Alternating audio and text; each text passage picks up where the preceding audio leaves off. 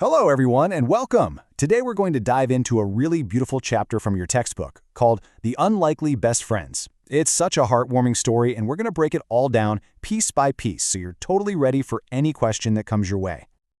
But before we jump into the story itself, let's just think for a second. Have you ever had a friend who was, completely different from you?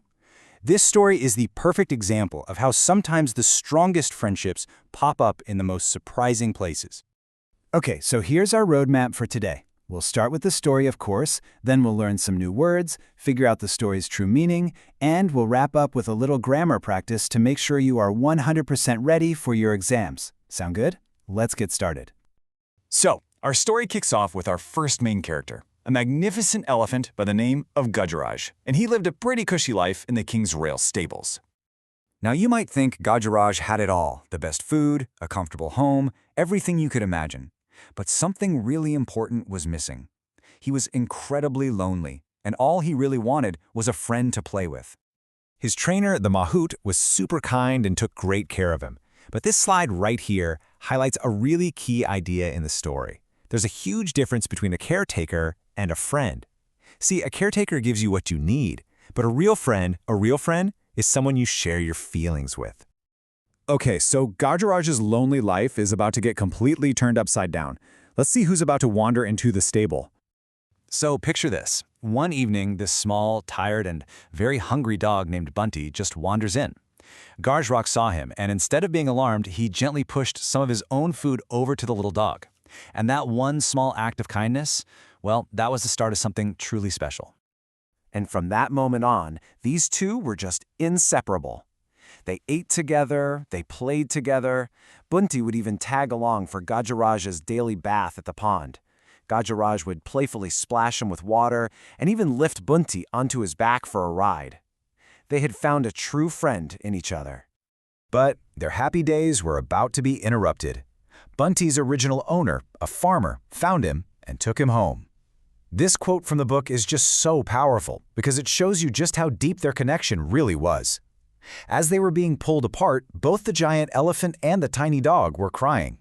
The separation was just devastating for them. Gajraj stopped eating all his favorite foods, and back on the farm, Bunty wouldn't touch his food either. Their sadness was so obvious that both the Mahout and the farmer realized they'd made a huge mistake. The farmer saw just how heartbroken his dog was, and he understood this wasn't just any friendship. He couldn't stand seeing Bunty in so much pain, so he untied him and let him run all the way back to the stable. And what a happy reunion that must have been. All right, let's switch gears a little.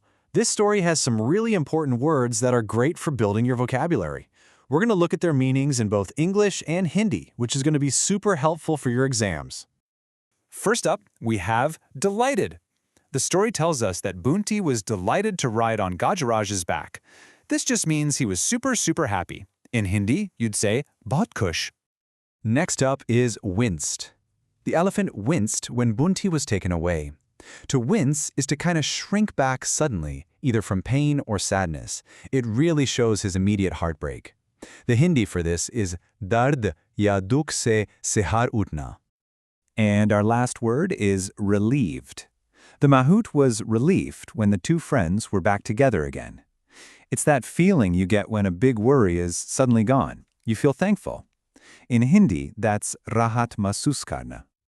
So, every good story has a lesson, right? So what's the real meaning here? What's the moral of this story? Let's break it down. Here it is, the biggest takeaway from this whole chapter.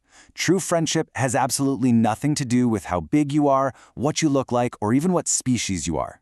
It's all about the connection you share. This story just shows it so perfectly. A huge elephant and a tiny dog can be the absolute best of friends. And here you go, a super quick summary of the whole chapter, which is perfect for a last-minute revision. It covers all the key points, from Gajraj's loneliness to the friendship, the sad separation, and finally, that happy reunion at the end. All right, team, let's practice with some common questions right out of your textbook exercises. This is going to help you frame your answers perfectly when exam time comes. Okay, here's a question that you are very likely to see. Before I show you the answer, just pause for a moment and think about it. Why exactly did Gajraj refuse to eat? The answer is really simple, but it's also incredibly powerful. He was heartbroken. It wasn't about being physically sick. He was just sick with sadness because he missed his best friend so much. Excellent work. Okay, for our final section, let's sharpen our grammar skills and look at some of the verbs used in the story. Check out this table. It's filled with verbs from the story, showing different ways to talk about the past. Notice the difference, right? Simple past, like noticed, describes an action that's finished, but past progressive, like was missing, describes something that was happening for a while. It shows that their sadness wasn't just a quick moment, it was ongoing. And that brings us to the end of our chapter guide for the unlikely best friends. The story leaves us with a really great question to think about. Can you think of any other examples of unlikely friendships, maybe from another book or even from real life? It's just a wonderful reminder that a true connection can be found absolutely anywhere. Thanks so much for joining me, and happy learning.